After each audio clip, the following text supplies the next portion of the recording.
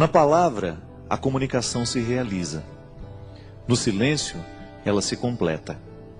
Pois a compreensão se concretiza a partir do silêncio. Há poder em ambos e a sabedoria é usar bem esses dois tempos da comunicação.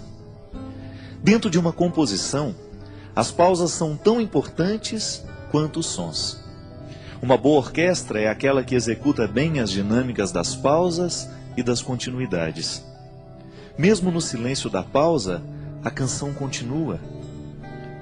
Não diga as coisas com pressa. Mais vale um silêncio certo que uma palavra errada. O poeta mineiro Carlos Drummond de Andrade recomendava aos poetas: convive com os teus poemas antes de escrevê-los. Tem paciência se obscuros, calma se te provocam. Espera que cada um se realize e consuma com seu poder de palavra e seu poder de silêncio. A recomendação do poeta é sábia e pertinente. Um poema só é bom, se maturado na sementeira do silêncio. Antes de se tornar palavra, a poesia é experiência de vida silenciosa. Os artistas sabem disso, e nós precisamos aprender. Demora naquilo que você precisa dizer. Livre-se da pressa de querer dar ordens ao mundo. É mais fácil a gente se arrepender de uma palavra dita do que de um silêncio. Palavra errada na hora errada pode se transformar em ferida naquele que ouviu, também naquele que disse. Há muitos momentos da vida em que o silêncio é a resposta mais sábia que nós podemos dar a alguém. Na pressa de falar, corremos o risco de dizer o que não queremos. E diante de tudo o que foi dito, nem sempre temos a possibilidade de consertar o erro. Palavras erradas costumam machucar para o resto da vida. Já os silêncios certos, esses possuem o dom de consertar. Por isso, prepara bem a palavra que será dita. Palavras apressadas não combinam com sabedoria. Os sábios sempre preferem o silêncio. E nos seus poucos dizeres está condensada uma fonte inesgotável de sabedoria. Não caia na tentação do discurso banal, da explicação simplória. Queira a profundidade da fala que nos pede calma. Calma para dizer, calma para ouvir. Uma regra interessante para que tenhamos uma boa compreensão de um texto é justamente a calma. Só assim podemos adentrar nos significados que o autor quis sugerir e, consequentemente, mergulhar no mistério do seu texto. Leituras apressadas podem fomentar equívocos.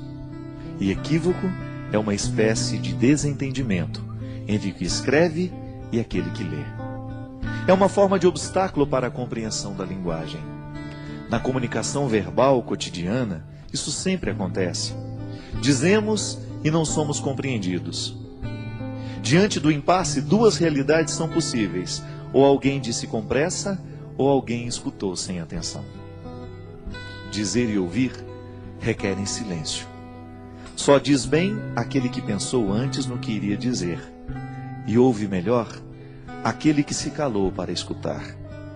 A regra é simples, mas exigente. Por isso hoje, neste tempo de palavras muitas, queiramos a beleza dos silêncios poucos.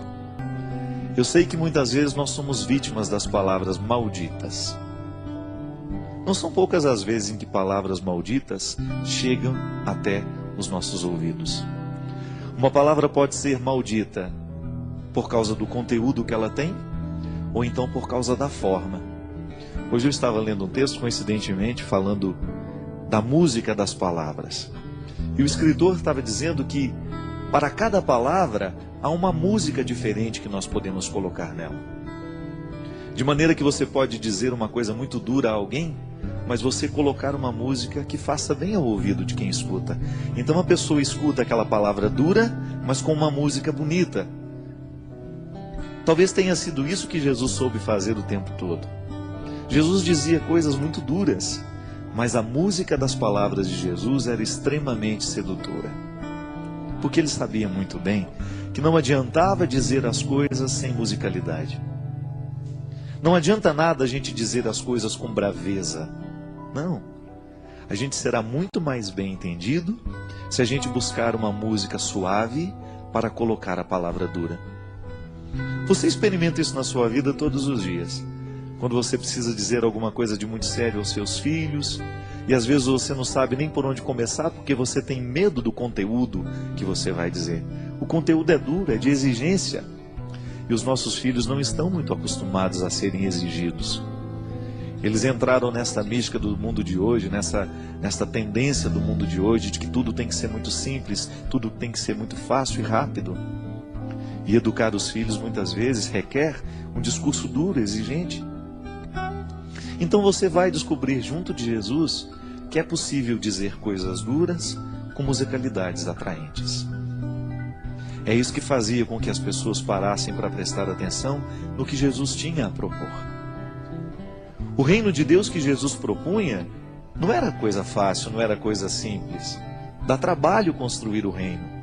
Mas ele construía de um jeito tão terno que as pessoas esqueciam a dureza da palavra e se prendiam na música que envolvia aquela palavra.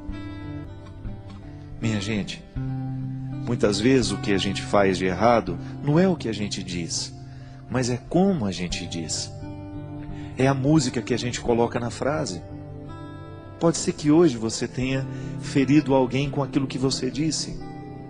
Pode ser que hoje você tenha sido ferido por alguém com aquilo que você disse. E talvez você não tenha errado naquilo que você disse. Você tinha razão naquilo que você disse. Você estava certo ao reivindicar o que você reivindicava ou ao dizer aquela verdade que você disse. Mas talvez você não tenha escolhido o melhor jeito de dizer. Talvez você se perdeu na pressa, na raiva, na ira. É estranho, mas na vida a gente perde a razão quando a gente fica bravo. Na vida a gente perde a ternura quando a gente se irrita, porque a ira, ela tem o poder de retirar de nós a sabedoria. E quando nós estamos fora da sabedoria, geralmente nós não sabemos colocar músicas nas palavras. Todos nós gostamos de música. Todos nós gostamos de ouvir aquilo que entrou um dia dentro do nosso coração, nos fez bem. Por quê? A palavra veio com música, ela não veio sozinha. O intérprete colocou naquela palavra uma intenção tão bonita que você de fato acreditou naquilo que ele estava cantando. Uma canção bem interpretada, ela expressa todo o poder de verdade que o compositor quis dar. Mas aquele que interpreta, o bom intérprete, ele faz a canção se tornar ainda mais verdadeira do que quando nasceu da mão do compositor. Porque ele soube colocar a intenção da voz. Eu, quando dava aula na faculdade de teologia, lá na faculdade leoniana, eu sempre dizia para os meus alunos que seriam padres um dia: olha, cuidado para você não ficar com um tom de voz, um jeito de falar igual a todo mundo. Busque a melodia das palavras. Busque o seu jeito de dizer. E que o seu jeito de dizer as verdades evangélicas, que o seu jeito de ensinar o evangelho, a palavra de Jesus, as coisas boas da vida, estejam de acordo com aquilo que você verdadeiramente acredita em e identifica neste mundo como ternura. A palavra pode ser dura, mas a música que envolve a palavra não precisa ser.